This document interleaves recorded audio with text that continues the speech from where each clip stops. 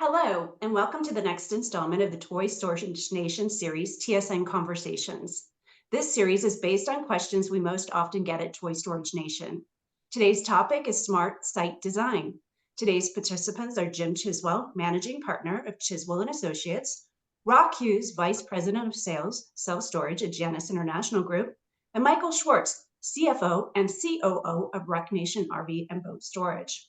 I also want to mention that all three are Toy Storage Nation Advisory Board members. Thank you all three for being here. Before we begin, I was hoping that each of you could briefly introduce yourselves and give us a bit of background. So Jim, let's go ahead and start with you. Well, let's see, 43 years in the self-storage industry. Started my own firm in July of 1990. We've done consulting work in all 50 states and honored to be on the board with these two gentlemen. Thanks, Jim. Rock? Been in the self-storage industry now 22 years. I've been, not only a supplier, but also an owner. And I'm excited for this and happy to be on the board with these two nice gentlemen as well. And Mike? Great. Hello, everybody. I'm Mike Schwartz. I'm the youngster here in this industry. I've been in it for about 2 years now.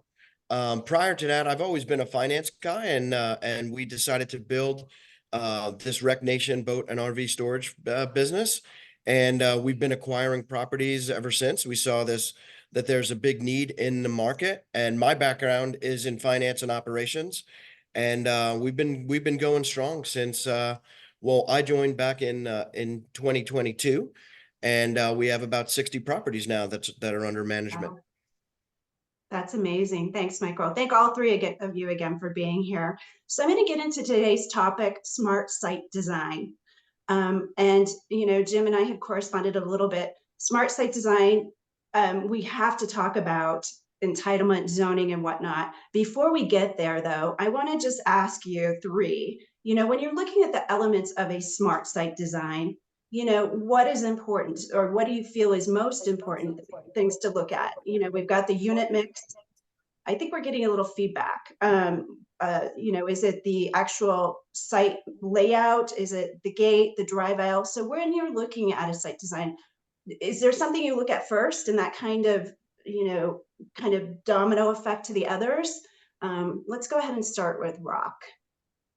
So there's so many different variables that come into, site design. And I think, Jim, I would love for you to expand on this, if you will, and Michael, feel free. But, I would say the most important thing, and I always start with this because I don't think we should ever forget, when picking out a site and designing a site and taking into all the different, conditions and variables, one of the main things that we have to do is do our own, due diligence.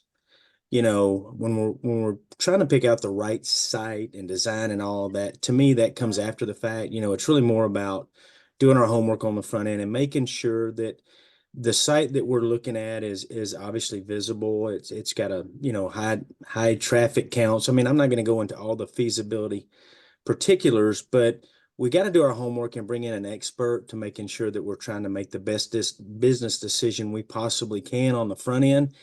And then basically whatever the site is from that point and whatever the application may be, obviously toy storage or self-storage, whatever it may be, that kind of, all the different variables kind of lend its way into what's the best application. But I want to say this, it's real important, to do your homework on the front end and just make sure that you have a viable site for the right application. Thank you, Rock. And we talked a lot about that in one of our first episodes.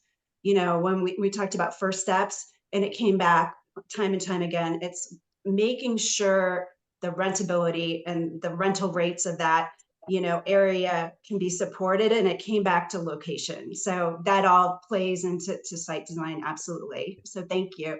Jim, do you have anything to expand? Yeah, I mean, exactly what Rock said, but, you're dealing with people, I am, as all three of us are, all over the country. And you try to explain to somebody, yeah, I know the area where the average household income is $45,000 a year is a lot less than the other side of town where the average household incomes are $100,000 a year. But the people that buy and own toys, okay? Now, unlike self-storage, there is no immediate matrix that you can use. I mean, you can take a self-storage site and say, okay, here's those 4 acres and here's the residential population. But I've worked with clients out west, as I'm sure Michael would verify. I mean, it isn't uncommon to have somebody drive 25, 35, 50 miles because they've learned that why would I drive my RV from Atlanta to where I want to go and use it at 4 to 5 miles a gallon when I can park it there if it's convenient. And so to me, one of the indices I'm always looking at is what are the household incomes in, let's call it 20 miles radius. And the other thing, and all 3 of us do this all day long, and that is what's the accessibility.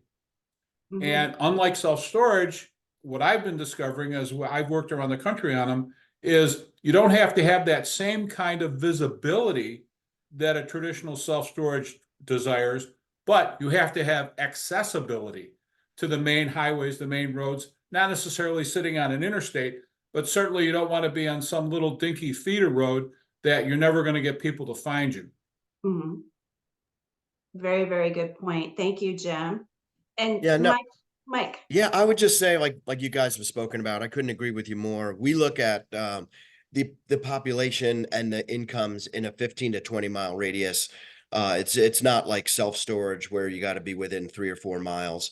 And I mean, like you said earlier, Amy, it's, you know, it's a little cliche, but it's location, location, location. Yeah. And I always also like when you can have a nice sign up there. It gets a little bit of height, and you can see it coming, so it's not like you got to go travel for miles to find to find a location. So accessibility is key. Those demographics are key as well. And I couldn't agree with the other guys anymore. They nailed it. And Mike, you. one of the things that I've run into, one of the roadblocks, I've seen sites that, okay, they look good, but wait a second. You can only turn right in and right out of the site. And the Yeah. person with that RV or towing a trailer has got to drive 5 or 6 miles before they can make a U-turn. Well, wait a Wow. second. Yeah, That convenience factor kills you. right. Well, and right. I can expand on that, Jim, because if I'm driving a trailer, it's probably not going to work out real good for me because I have enough problems, you know, just pulling it forward, much less trying to back it in somewhere. So, you Yeah. know, Yeah. but also, Amy, on the you know, just kind of comparing, like Michael said, you know, there's approximately, give or take, you know, 60,000 self-storage facilities out there, and it's typically that 3 or 4 mile radius, you know, Yeah. as far as your homework, you know, for the self-storage. But like these guys are saying, you know, the boat and RV storage, it's so underserved right now, Oh, because there's not, you know, a tremendous amount of, you know, boat and RV storages out there. And I'm sure, Jim, you run into this, Michael, as well.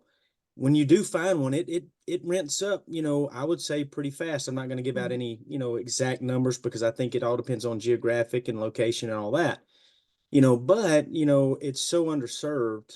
And what we see on a daily basis, you know, it's just driving 25. I've even heard people driving up to 50 miles, especially if it's on the way to where they're going to take that RV or boat to whether it's a lake or a right. park, a national park, or whatever it may be. They want to have it there, you know, because it's more convenient, and they'll drive it even further, you know, to get the right place for accessibility, like Jim's saying. The security plays a big deal because they don't want to have to drive it back and forth and have it stored somewhere close to their home because they're not using the RV or boat close to home. In most cases, they're driving somewhere at least an hour, 2 hours, maybe more further away. So, you know, it's more advantageous, you know, if it's, you know, further away from home and it's on the way to Right. wherever they like to visit or spend their Right. time. And you make a good point. There's so much opportunity right now, Rock. At Toy Storage Nation, we really advocate for Class A. And I kind of give the definition each time on these series, just so people know what we're talking about. It's 4 simple things, and that's kind of our stake in the ground. It needs to be covered in some manner, whether that's canopy or enclosed. It needs to be paved. It needs to be gated, and it needs to be fenced. anything on top of that with some sort of technology like a Noki would be an A+. And then of course there's the amenities and other services that these folks that have these expensive toys are willing to pay for. And the reason that we advocate for those 4 simple things are these are really expensive toys that people are buying now, a couple $100,000, you know, for an RV. These boats have gotten fancy. Even Sprinter vans are very expensive. They want them protected and secure. And, you know, also the conveniences, but they're willing to drive further for it. But over time, you know, we will start to see more of these pop up in the market. And so you really want to do it right from the get-go. So that you're not dealing with a competitor coming into your area and kind of taking your business at that point. Would you agree? I mean, that's an important starting point. Oh, 100%. Yeah. No doubt about it. Amy, before you move on, I want to come back to and piggyback on Rock said about doing their homework. The other thing I've done when I'm out there, you know, doing a site survey, due diligence, is I'll look up and research the HOA requirements and all the subdivisions, because it's proof. And then I say to my clients, and they've all done it, okay, if you're going to build a brand new facility, you better be talking to the HOAs and say, hey, you know, you people in Regency North subdivision who are part of that HOA, if you come and you show me that you're there, you're going to get our special rate for being a member of that HOA. And many times I've had HOAs do direct mail pieces to all their homeowners about this new storage facility. Fantastic point, Jim. Yeah, we do the same thing. I mean, that's one of the, you know, it seems like right now about 80% of every new home development that's being built is in an HOA restricted type of community there. And we find the exact same thing, and we reach out to the HOAs as well. But that HOAs are like our best friend. The other thing I just wanted to add on to what Rock said, because he said earlier about, you know, like if I'm pulling a trailer, you know, look out. I think that's also a key, is you got to have enough setbacks so that the folks can turn in to the facility and have the gate be able, you know, like they can get their whole unit in off the road so you can open up the gate. So I think those setbacks are also very important. And we didn't really touch on it too much in the last conversation, because I think that's the things that we talked about were probably the most important, but drive aisles are key. Again, to Rock's point, like you want to make sure that the folks have enough room to turn around and get in and out and feel comfortable in the facility. So that's also a key to your build. Awesome. And Mike, I've had some clients who have actually, again, working with a company like Betco, have actually started. Oh goodness, Jim, you froze. Yeah, he froze up just for a minute. Well, I'm going to pass it on to Rock or Mike. Right? Oh, there you go. You've come back, Jim. Jim, you froze You're up back on us for a minute. Sorry about that. No, but I where people are actually angling fully enclosed units. 60 degrees. Yes. Yeah, You know, fully and just enclosed. to talk about what Michael was saying too, in typical storage applications, you know, you've got a 30-foot drive aisle. Some are 40, you know, some are 25. But, you know, we found it that, you know, typically, as Michael's saying, you've got to have room to maneuver. So you really need to at least have double what you normally would. So call it 60 feet, you know, to be able to, you know, maneuver vehicles, trailers, boats, whatever it is, you know, and be able to, you know, have enough room, you know, to not worry about hitting something else when you're storing your boat or RV or what trailer, whatever it may be. So, very, very important. Very important. Good point. Before we go any further and I start to get into more specifics of the actual site itself, and thank you, because it always comes back to location, so I'm glad we covered that. In regards to entitlement, working with the cities, how much comes into play as far as when you're determining location? Should you be looking at making sure, first of all, you know, you're going to have an easier time going through the process with zoning and entitlement and making sure that it's going to fit? And also, are there certain things that you can do with the site design when you're going to the city that will ease it into getting approval? You know, is it the height of a fence? Is it, you know, that type of thing? So Jim, if you don't mind, I'm going to start with you on this one. Yeah, and I'm going to interject a comment that I've made to clients both with self-storage and especially with RV and boat, is one of the very first things that you say when you're talking to the professional staff is, well, what's the standard if I want to put solar on the roof of my buildings? Now, you may not want to, but all of a sudden, you're a green person. Oh my God, you're going to save the planet like us. Because most of the people working in planning and zoning departments are liberal arts majors who they don't want to see anything built if they could still do that and still have a job. So understanding where the politics comes from. And the other thing, back to what Rock said about doing your homework, if you've had recent projects in the last couple of years get approved in the county where you're looking, go back and pull the entire file and look through, and what you'll see is you'll see the internal comments from staff, and you'll see possibly the dialogue that took place at the public hearings or people that might have testified for or against. And so you can really gain some insights into how to craft your design that plays to what, the prejudices that exist within the staff and also the elected officials. Does it ever come down to something crazy that you wouldn't think that the city would have had a problem with, and it's some minor adjustment and then it's fine? Does that ever happen, or is it always much more complicated than that? I've had projects get approved because the guy was willing to recognize he had to spend some money on a nice fence and some a little bit of gingerbread to, quote, protect the people who drive by. And that made all the difference. Rock, Yeah, Mike? I mean, I think your comment about, personalities and politics, I mean, that's every county is different. Everyone has, they just look at things differently. Some are super easy and easy to work with and ready to go, and others are very complicated. And so I think that's good advice that Jim had about just look at the details of what's been approved before and what those comments were, where their real sticking points are. And to me, like, we haven't done so far yet, we have not done any ground up development. So we're an acquirer of properties. So typically what we're going to do is build on an existing property. And we just find that, getting that relationship early, communicating often, doing what you say, is key to, making the process go smoothly, and knowing ahead of time all of the things you want to do, so you don't have anything pop up at the end that's a surprise, and then you kind of start the process over again. Thank you, Mike. Rock, do you have anything to add? Yeah, I mean, just to add on to what, Jim and Mike are both saying, I mean, obviously knowing the politics of where you're trying to do this, also it goes back to homework, is it zoned properly?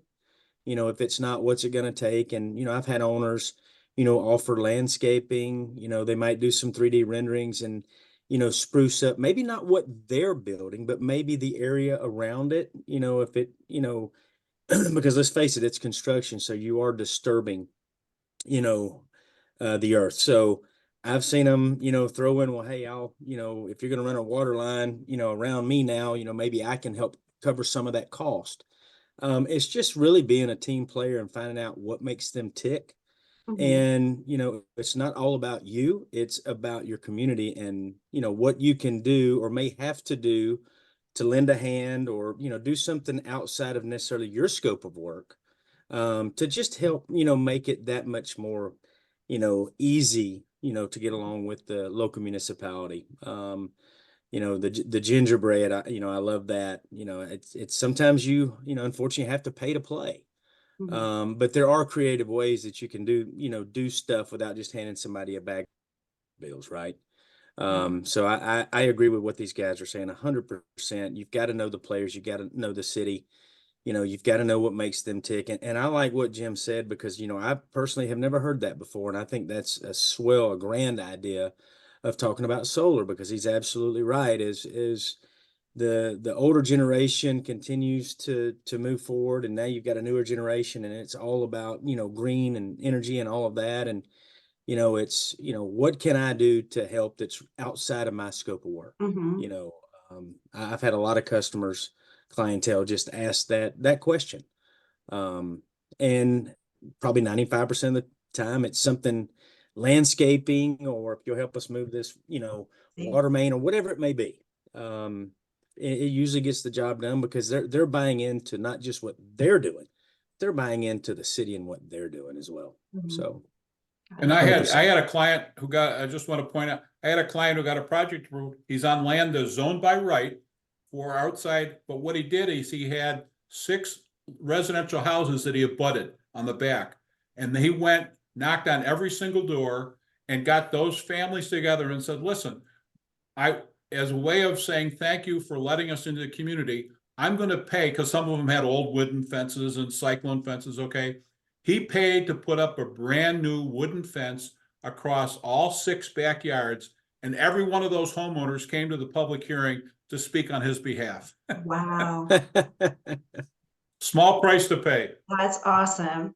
That's awesome. Thank you for your insight on that, because I do get a lot of calls and questions on kind of what's the best strategy through working with the cities. Looking at the actual site, so you found the right location.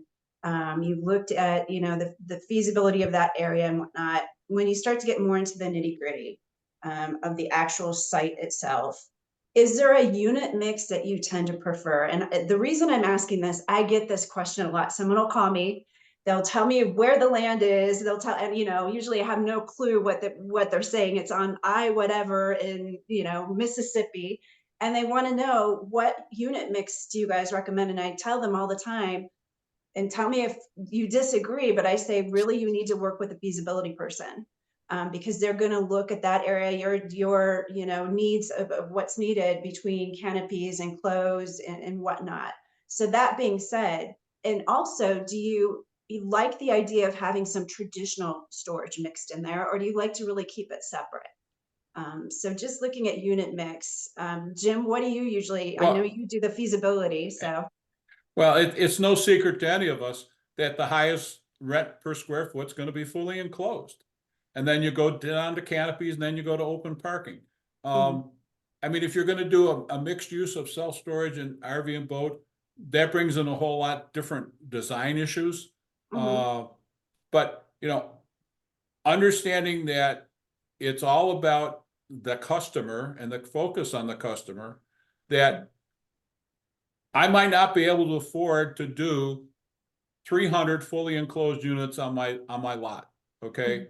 But I can literally, if the community allows me to, I can start out with open parking, and on my website and in my office, have brochures up and easels up that shows coming soon, rent now.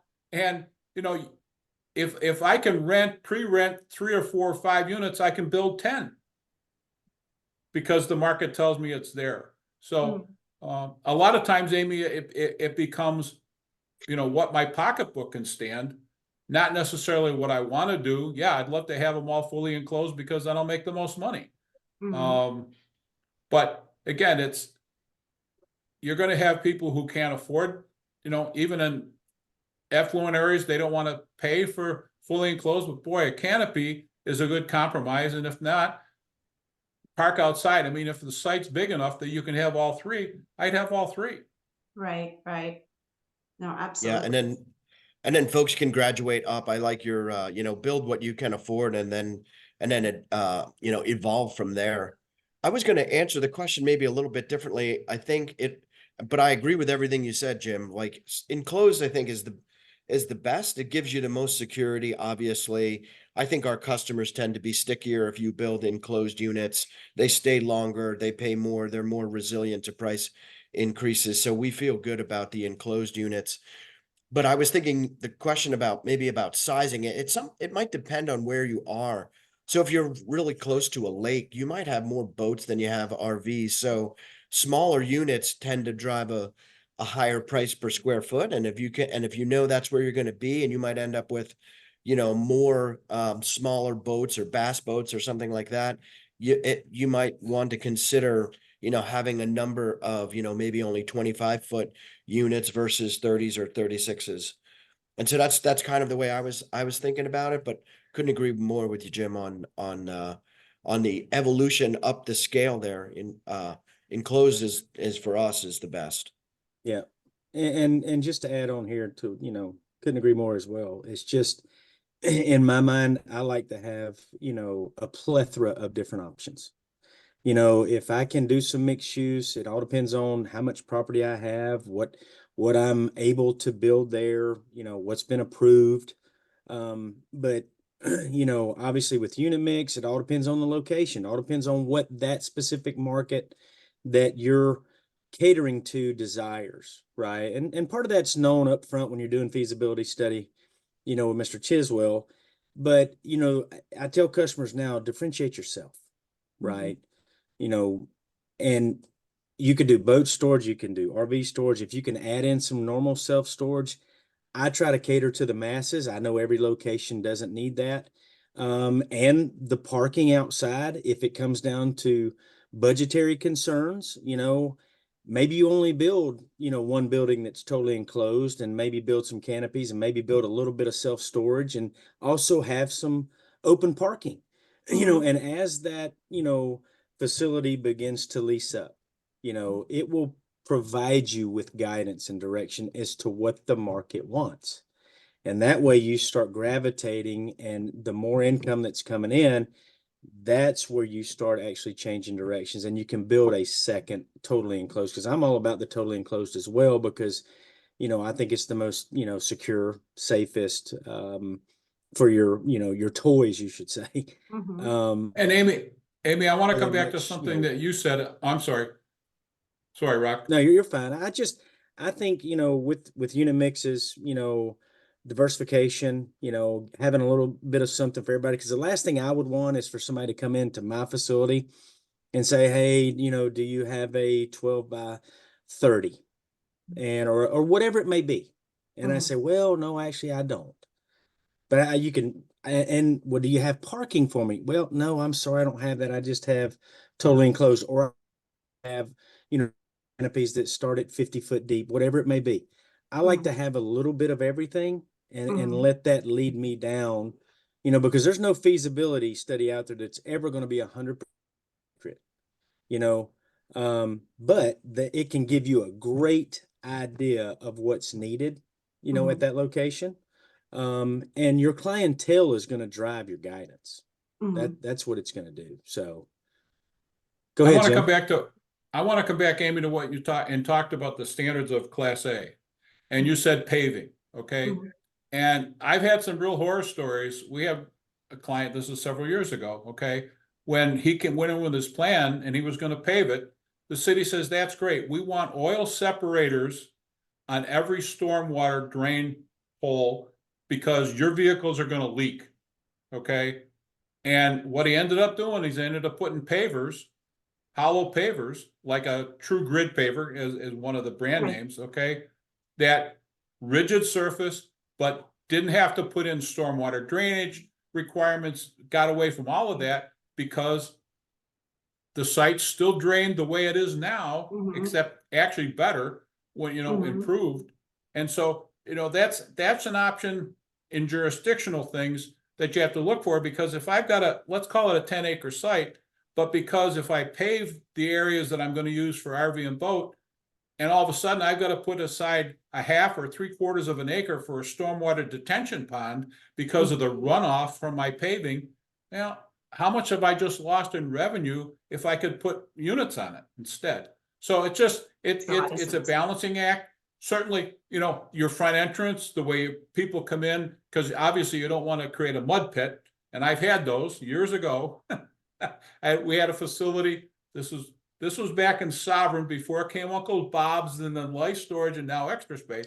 We had a large RV as part of a self-storage facility. It was like 200 and some spaces, but it was totally unpaved and it was just mud with some stone thrown down, which of course in 6 months is gone. Mhm. And our biggest, other than payroll and taxes, our biggest expense was tow trucks. Oh, wow. Because every time it rained, we were pulling people Somebody's out. stuck. Yeah. Mhm. Wow. So I And just wanted to get good, that very good in point, Great Tim. info. consideration. And you know what? Kind of bad on me because, internally when we talk about it being paved, we already think when we say paved in some manner, we put true grid into that box as well. And maybe we need to Okay. call that out a little more. I know it was at a show about a year ago, and I was over at the True Grid booth, and I think they thought I was crazy because I look at this stuff going, this is so cool. You know, what this can do for folks. So And thank you. one of the other things, and again, to Rock's point about doing your homework, okay, I might want to put in fully enclosed, but if I've got to sprinkler them all, okay, I've got different issues. If I've got to put in tanks to do that, it's not worth it. Yeah. And, so fire authorities and what they're going to allow you to do. I mean, I've had some jurisdictions that have argued, no. I know it's a canopy, but I want fire suppression under it. That's just stupid. Right. But Yeah. that's some of the folks we're dealing with. Yeah. Well, it's interesting about that, Jim. We had a situation like that where we were going to build, and the design that we wanted originally, I'm just going to make it up. Maybe we had 50 in a row, and they said, well, you're going to have to put suppression in there. So then we separated the buildings and had 225s, and then we didn't need this suppression. So it's interesting. I mean, it's doing your homework, I think, is important. Mike, I have a question for you, and thank you all for the last question. Given that you have 60 sites now, I wonder how much you're able to kind of use that cut, copy, paste, repeat method, that you have a certain site design or mix that you look for, or is it really individual for each site? And then the next question would be, given that you purchase sites, I would think that you do some modifications to them, and tell me if you don't. And if you do modifications, what's typical kind of first thinking of what you need to kind of change around to get it to where you want it to be to get the rental rates and the rentability? Yeah, sure. I'll take the first question. What was the first question? Sorry, what was the first question? Is there kind of a Oh, cut, copy, paste, repeat? Meaning, yeah. given that you So have we've 60 been, sites. so since day one, we've been working on our design of, and typically if we're going to build on a site, it's very rarely that we're just adding more open parking. We might, as a first step, as some of the gentlemen mentioned, just to kind of evolve into the economics. But what we'll do is we've been working on our standard design. So if you see one of our facilities that we've built on, you're probably seeing the third or fourth generation of our site design. And then we copy, paste, and repeat that design. We've been working on that to get costs down and also build it efficiently and have everything delivered on our site that it's easy to assemble. And, we have our contractors that we've been using to build over and over again. So that's really helped us to make sure that we can build quickly and build efficiently. So yeah, we are doing the copy paste. The thing that you can't do, obviously all sites are different, right? So as we Right. talked about before, Location, yeah. layout and what unit mix you're going to put on there will depend on the site and if it's going to need to add new drainage or those types of things. So you have to think about all of those first. But our design in and of itself for either canopy or for fully enclosed is our proprietary design, and we've been working on maximizing that for quite a while. Thank you. And then as far as when we come into a site, the first thing that we'll do is make sure that it hits your Class A standards that you mentioned. We've got to make sure that you got, good fencing. It's secured all the way around. Sometimes previous owners will, have a hole in the fence, just leave it go. We'll make sure that that's all patched up. We make sure that we have good coverage for all of our cameras and the right internet to get all of that footage back to our location. So we have eyes on all of our sites. And then gates are key, right? So we've acquired some sites where the folks that are currently occupying there need to get out of their vehicle and unchain the lock. So we'll replace those immediately and make sure that there's an automatic gate. And then paving and just fixing ruts. And if they were like a rocked type facility, then we'll make sure that that's all clean and neat and ready for the customers, and they'll see those improvements, within the first couple of months. And then of course we put on our signage and branding. I mean, sometimes these sites, sometimes they're beautiful. We don't have to do much, but other sites you might need to just do a little TLC with, some, additional lighting and maybe some paint and just some cleanup. Got it. To Mike's point about security, I have one client who actually rents ball locks. In other words, the locks you put in a tow ball so no one can just hook up to your trailer and pull off. And they also rent, okay, wheel locks. So you got an RV, so you can rent a wheel lock. It's a couple of dollars a month and literally lock up your vehicle. Okay, lock up a tire of your vehicle so no one could steal it. And again, he's got a very secure facility, but that just offering those, okay, Mhm. hey, generate a few more bucks and it shows that you're concerned and, looking out for the customer. Mhm. Rock, Yeah, any Jim, suggestions? I like that, Jim. I've actually never heard of that, to be honest. And I think that's just another added level of security. It's added value, ancillary income. I think that's brilliant. We know the Yeah, I technology is agree. out there for access control and cameras and DVRs and all that, but that's just to me, that is such a simplistic revenue generating way to provide so much more security, doing that. I think that's brilliant. So on to our next question. This is kind of taking us off a little bit on a side note, but I get a lot of calls with regards to securing financing. And obviously having a great feasibility study by someone that is approved by the banks to do about an RV storage feasibility study.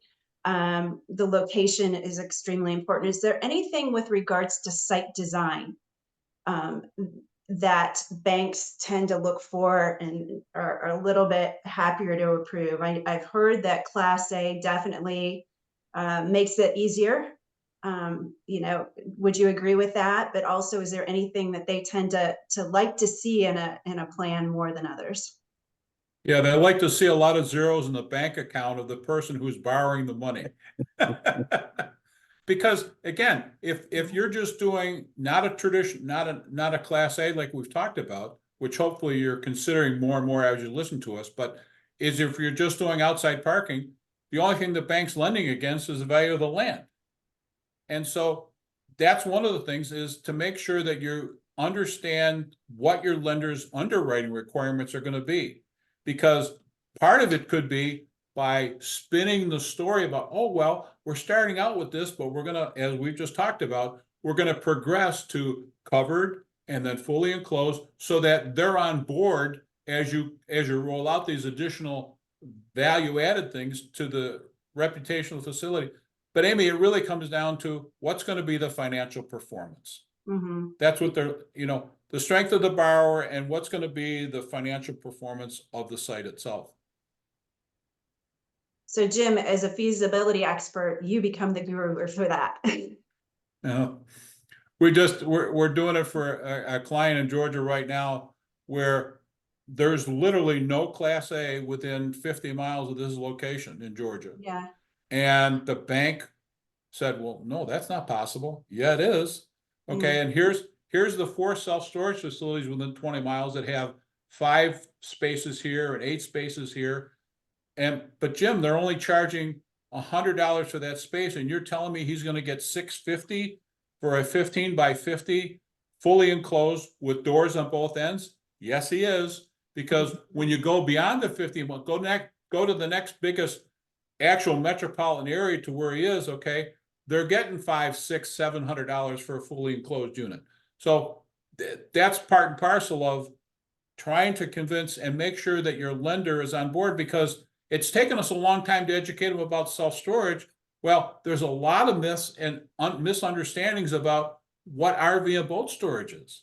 And understanding that, you look at the experience that we've heard as we've all been at the Toy Storage Nation workshop and talked to other owners, their level of delinquency is almost non-existent. The lease up, as Rock mentioned, is much faster than normal. I'm sure Mike's seen it when they take and improve one of their properties, how quick, and they probably rent half of the spaces to existing customers that are there. So it all comes down to financial performance. And the one cautionary tale that I would say to anyone listening is be conservative in what you're projecting. Be conservative in how fast you think it'll lease up, and be a little bit conservative in your rental rates, And don't forget, when you're initially renting, you're going to have some kind of incentive. So that should be reflected in your pro forma. Thank you for that. Gonna ask, since we're talking about financing, I'm going to kind of jump over some of the questions. I want to talk about exit strategy, and I'm going to throw this one to Mike.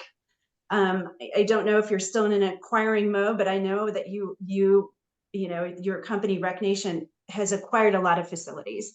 And looking at that, you know, are there certain things you could tell site owners that are developing now, but want to kind of coming into this with the thought already of we're doing this so that we can sell it? You know, are there certain things in sites that you tend to look for that are going to make them a great prospect for you to go after? I would almost think like your acquisitions team almost has to look at things like Jim's talking about the banks, look at it that Yeah. same way. Absolutely. I mean, really, it's everything we've talked about, right? So we're going to be looking at acquiring sites in a metropolitan area that is growing, that's near a location that's within 20 miles of certain income levels, right? So we're looking for all the things that we talked about: good access, good demographics, good income levels. You know, we look at boat and RV registration, what type of saturation there is in that area. We look for the ability to, you know, to do some pricing increases. And then, you know, to Jim's point, we have a standard bank contingent that supports us. We have like 9 banks in our credit facility now.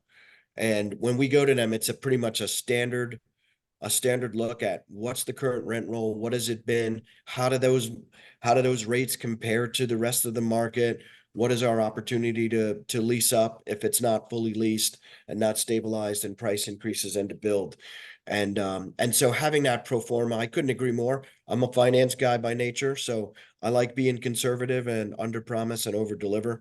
And so all the things we've talked about today, that's how you find a great site. And that's how we, you know, that's what we look for when we're trying to acquire, especially ones that have the ability to develop on. That way we can take a site that's maybe got 100, 200 units on it now and make it 500 units. And so those are the things that we're looking for: pricing opportunities, building opportunities, in the right location. It's coming back to that more and more on every single topic I get to. I hear the same themes.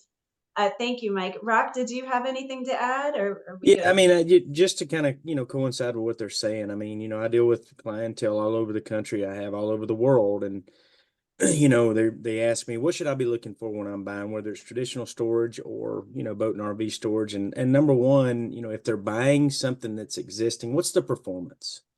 You know, what's the financial aspect of that? You know, what are the rates? You know, are they low? When is the last time they had a rate increase? It's just all those things that Jim and Michael have been talking about, you know. But I think, you know, for most, you know, of, you know, the buyers out there today, it's what can I buy and what can I expand it to? Like Michael's saying, you know, if I'm buying 50,000 square feet, you know, can I get it to 100? Or if I'm, you know, if I have one enclosed building, do I have enough room to build another? Because that's really the added value piece. You know, that's the ROI that, you know, that's the gold bar, the gold standard that everybody's looking for. And, you know, also what kind of maintenance, you know, how good is the facility in? Because, you know, I tell customers all the time, if they're looking to sell, you know, I would look at doing some things at the facility to make it more, you know, give it better presentation, you know, whether it is painting a building or putting on a new roof or whatever it is, or cleaning up, you know, driveways or putting some landscape, just those types of things, you know, for, you know, you're talking exit strategies. Because if I'm a buyer, I'm trying to go find the one that hasn't been upgraded, that hasn't, you know, had a facelift, if you will, because I'm going to have to do that. So that evaluation is going to go down for me, because that's something that I'm going to do to bring it up to standard to compete with everybody else. You know, on the flip side of that, you know, if I'm the owner on that side, I'm going, you know, if my exit strategy is to sell it, I'm not leaving it to my family, you know, and I want to, you know, just go play pickleball the rest of my life. You know, I'm going, okay, what do I need to do to, bring it as close to a Class A. If not a Class A, it might already be. But even if it's a Class A, is my lighting good? Do I need a better sign? Are my driveways well kept? All of those things to make it, bring it up to standard so that it's competing, so that whether you're buying or selling, it's going to be Class A, whether you're doing it on the back end or you do it on the front end. So it all depends on your exit strategy of, keep it, sell it, what do you want to do? Right. But I have those conversations all the time. I wished I had a penny for every time, I have those conversations. So it's, exit strategy is important. What are you going to do with it?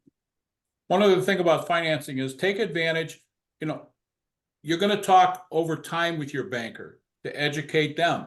Okay. But take advantage of the fact that I can go on Rock's site, I can go on Bedco's site, or go on other people around the country, some of Mike's sites around the country, and pull images of what it is you're talking about. Don't just go in there with something that you've scratched on the back, or with, you had your daughter do with a crayon. Okay. Take advantage of the resources that are available. Got it. Thank you. Yeah, just to go back to what these guys are saying too, banks nowadays, they know traditional self-storage. They don't know boat and RV storage. So because it is a little different. There's not as much, out there that they've dealt with, especially recently. So you got to be prepared. All these things combined, be prepared. And I found that, just like Jim's saying, take some 3D renderings in there and show them what you're planning to do, because pictures, they speak louder than words. So when you're taking that and they can, visibly see what you want to do, that it takes away, it minimizes, concern of what is it, are they doing again? Because you're showing them, hey, this is what I'm going to get to. Right. And they see the aesthetics, up front, they see everything that you want to do and they go, wow. Or no, that's not accepted. We're going to have to do A, B, C, and D, but at least, with doing your homework and knowing more of that information on the front end from the political side. And like Jim said, doing the homework on something that may have been built recently in that municipality, you kind of have a general idea. And that also helps you with your budgetary side of it as well, because, if they accepted this and I'm building something similar to this, but I thought I was going to have to do, go a little overboard, maybe I don't have to. But showing them, giving them 3D renderings, and it's very minimal to get something like that. It can be an idea, to start with, but it may probably will end up being what you're gonna do. And that just eases a lot of, question, potential pain, potential, voting issues to, is it going to get passed or not? As well as homeowners, in that area. Because when the first thing that, when I built my site, a long time ago, the first thing they thought was, oh God, they're going to put a chain link fence up and it's going to be horrible. And, no, we didn't do any of that. It was totally different. So what we did was we took a 3D rendering in there. And it was just like right now. You could hear they needed the visual. Everybody saw that and went, oh, great. We don't have anything like that around here. We thought it was just going to be another cracker box, or something like that. And no, we're going to have security. It's going to be Class A. It's, we're going to keep it up. It's, we're going to do solar. We're going to do all these different things, and it's the landscaping, it's going to be beautiful. Aesthetics mean everything in today's world. Maybe and not I'm 100% everything, but it means a lot.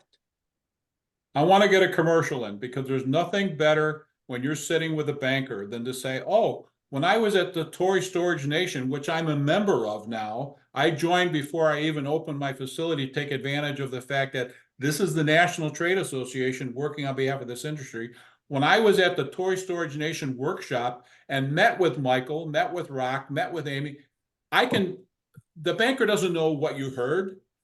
Okay. So by going there and getting that education, that day's investment, and plus your airfare, whatever it is, okay, especially the one coming up next month in Las Vegas. I mean, to take advantage of that knowledge base, because when you do sit down with your banker, you're talking from a whole different level of knowledge than you have right now, especially if you've never done storage before. Absolutely. 100%. It's we're trying to educate the market, but then the folks that are building these, you're 100% correct. They're having to then be educated in such a way they can take that information and now educate others, whether it be the city, getting financing. It's just a continual education process that's still happening. So we've got about 5 minutes left, so I have a couple questions I'm going to have to leave out, and I promise we'll get to them at another time. And I hope you guys will come back on with me some time on other topics. I want to talk about technology for a moment. Technology is increasingly more and more important in every aspect of our lives and development. It's becoming, critical. What areas of technology do you find are important within boat and RV storage? I know the gate, the access, and I'll throw this to Rock with no key. I know you guys are doing very cool things there. Cameras, software, that type of thing. Where do you see technology placing or the place of technology right now and now and in the future? And I'm also going to throw solar. I know we've been talking about solar, but if you could want to put a plug in for that as well. Yeah, I think the technology aspect piece of it is tremendous. Having access control mechanisms in place, especially, at the gates, but with that technology, what I would say is, when you're talking boat and RV, people don't like to get out of their vehicles. They want to be able to go in and use their phone, because we use our phones for everything. So, now the new apps, the Nokia apps and everything else, where you can just hit a button, and sometimes it's Bluetooth connected. So, when you get in a certain parameter or range, of the facility, you've got so much technology from Bluetooth to Wi-Fi, all of those different things now make it so much more convenient and easy. And with that being said, it also is really good for owners because they can see who's coming and going. At any time, who's using the facilities. Do I need to raise the rent on this person versus the other because, they're here every day where this other person is here once every 6 months? So there, with technology pieces today, the visibility, the ease of use, the convenience for customers, we've all gotten a little bit lazy in our own right. So the more that we can have right here in our hands or on our phone, we tend to like that and gravitate towards that a lot more easy. And so, cameras and all that, they've been around forever, but it's really the ease of use and, the visibility that not only customers get, but now the reporting features and all of that functionality that goes back to owners that don't have to be there every day, to see who's coming and going. All of that's available today. It just makes, the customer experience as well as the reporting and visibility on the owner side, just that much more convenient and that much, it's a lot better is what it is today. Thinking about it for the access when you're driving a big rig, right? And you're coming out to not have to get out, to get in the gate and have that real easy with a no key. Yeah. Yeah. And you can pay from your phone, Yeah. Oh, I forgot to pay my bill. Most everybody is now, it's automatic, payment. Yeah. But in case I can do it within, 30 seconds and then I have access in and, overlocking units when, or overlocking the gate because I haven't paid. I mean, all of those features and functions and benefits are there. Right. And I fully believe technology where it is today, it'll probably change, tenfold in the next year and a half, 2 years, because it's always evolving. Thank you. Mike, is there anything on your locations, technology-wise, that you found you guys have loved and hey, we're going to have this in all our locations? I mean, like I said earlier, we have security at all our locations and the cameras, and we have a centralized knock where we can see all of that activity. But I think I have to agree with Rock. I mean, like for us, what makes us to be able to deliver the scale is having things centralized and automated. So gate entry, if somebody doesn't pay their bill, we can easily lock them out. As they pay their bill, they can get back into access. We can open and close remotely. So like that, having that technology is like, we could not do 60 locations if we didn't have, those types of automations and centralization. So those are key. We've been studying, the habits of our customers as well. How many visits does our site get per day, per week? What's the busiest day? You know, when do we need to maybe be, you know, to set up our call center? And we have, you know, we use a technology, it's called Zendesk. We used it in our previous life, but we have a call center, you know, for all of our customers. So if they want to call in, they go to our one central location, which is all headquartered out of Wiley, Texas, and they get a person. One of the things that I think our customers love about RecNation is if they call, we're going to pick up the phone, no questions. We're going to pick up the phone. They're not, and they're and we have a call center that does rollover calls if our agents are busy. So you're always going to get a person. And so I think having that type of, you know, call technology is key for us. And then marketing, you know, what's really key is, you know, if you want to lease up your facility fast, you really have to have a really strong website and a digital marketing campaign. And so we've partnered with some really good folks to help us to drive leasing and to maximize occupancy at our sites. Michael, I'm Amy, curious. I I got Go ahead, one Rec. question for you. So, you know, on all your sites, I'm sure you probably have a little bit of both, but do you have any sites that are, you know, what I would say unattended by a manager on site? You know, I know you talk about call center and all that, but do you have any that are just fully remote, you know, where they don't have a manager on site? I would say to be fair, we probably have 100% of them like that are fully remote. What I mean by that, though, it's not that we don't have a manager, but we don't have a manager full-time on site like a Monday through Friday. So the way, you know, as we've gotten to the scale that we have, I might start with a part-time person at the site, you know, 5 days a week for 5 hours a day. But as I add a second or third or fourth site in there, that person now may be roaming, and he'll have a to-do list of check tickets, overlocks, those types of things. And then, you know, general maintenance, you know, on the site. Sure. So the idea is with scale, we can have one person maybe covering 4 or 5 sites. 100%. Yeah. And that's something that I think is important because it does allow you to scale. Because you're not having to put somebody, you know, a body in each location, Yeah. like you're saying. I mean, we've seen that gravitation, you know, in Yeah. traditional storage as well, because the technology is there that gives you everything you need to see on a daily basis. Your call center's already available, and customers, you know, can come and go because there is that technology piece that allows them to pay at the gate on their phone and have access in and out. And yeah, I think that's great.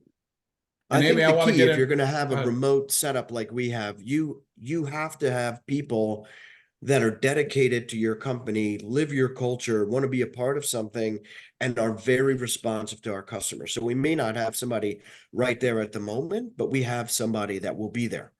And I think that's really key. And we've got a great team taking care of our customers.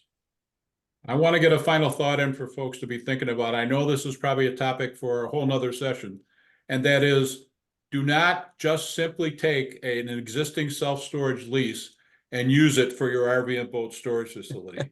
Even the state of Texas, the State Self-Storage Association recognized years ago that separation between self-storage and RV and boat, and they market to their members a separate RV and boat storage lease because there are provisions. Like in Virginia, we just changed how we could, if we have to take title to somebody for a delinquent rent, how we can sell that vehicle. All right. And so it's very important to something to think about, maybe for a future session, but just Yes. don't just assume that you can use an old self-storage lease for your new RV and boat storage facility. Thank you for that. It's funny. I've gotten a couple questions, but you must have been listening to my phone calls. I had a question on that it was like 2 days ago. She called and she's like, I have one that's for traditional storage that I was able to download, but who do I go to? And I'm sent her to someone, and I said, that's a great question. Where do you have that drafted? So very good point. I know I've already overextended my time. I just quickly, before I let you go, and I apologize if any of you need to go right now, I get it. I understand hard stops. I would like to go around, have each of you give again your name, your company, and your contact information for folks that are listening to this and watching it that might want to reach out to you for services, questions, whatnot. So Mike, if you don't mind, let's go ahead and start with you. Sure. Again, thank you so much for having us, by the way. I enjoyed this session today. My name's Mike Schwartz. I'm with RecNation RV and Boat Storage, and you can reach me if needed on email at mike@recnationstorage.com. Thank you. And Jim. This is Jim Chiswell, selfstorageconsulting.com. I've had it for a long time.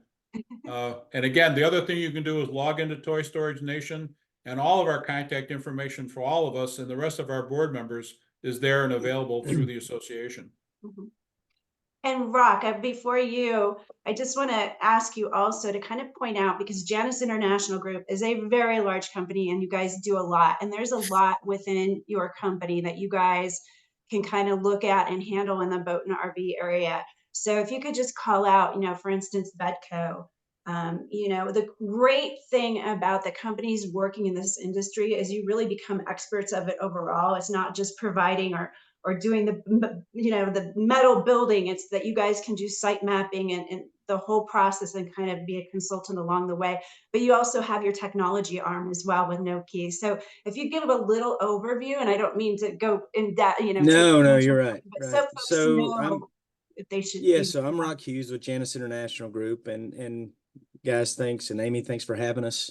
It was a pleasure to do this. You can reach me at rhughes, RHUGHES at Janus, JANUSINTL.com. To expand on what Amy's talking about, Janus International Group, we do the access control piece with Noki, whether it's gate monitoring, unit monitoring, pay by your phone, those types of things, fully integrated. We do that. We also have the structural side of things for building your boat and RV canopies, through Betco. We offer engineering services. We do foundation and structural design as well. And we can help with a lot of that unit mix design, based on what, the feasibility experts recommend, like Mr. Jim Chiswell. Obviously at Janus, we do the doors and hallways, for the traditional self-storage side of things too. We also do design work. We do, full labor installation services, pretty much, around the world. So whatever we can do to help you, we're here to help. And thank you for having us. Thank you so much, all three of you, for being with us today. To have experts such as yourself that really focus in this market is amazing, but to hear you guys get together and talk is it makes it exponential. I'm going to give my contact information. I'm Amy Bix. I am president of Toy Storage Nation. You can reach me at Amy, it's amy.bix@toystoragenation.com. You can also go to our website, which you've seen. The website behind Jim as he's been speaking, it's again just the namesake, toystoragenation.com. There you're going to see a ton of content, articles, case studies, constant new information coming out almost on a daily basis that we're putting up on the website. So highly encourage you to check that out. We also do full day intensive workshops. We cover every topic you can think of. From feasibility to financing to construction, all the way to marketing, you name it, in a one-day workshop. But even more important than the content and the presentations are the folks that you're going to meet at these events. We purposely build them so that you will get one-on-one time with the speakers, folks from the sponsoring companies to be able to ask your specific questions. And last but not least is our membership program. You'll find that up on our site, toystoragenation.com.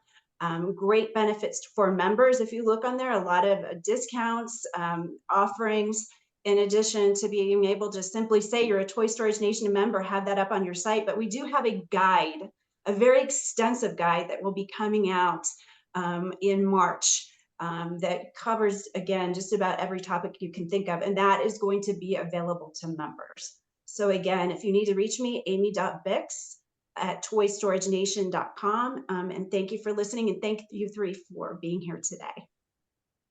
Thanks, Amy. Thanks, guys. Thank I look you. forward to seeing you the next meeting. Thanks, everybody. We'll see you in Vegas.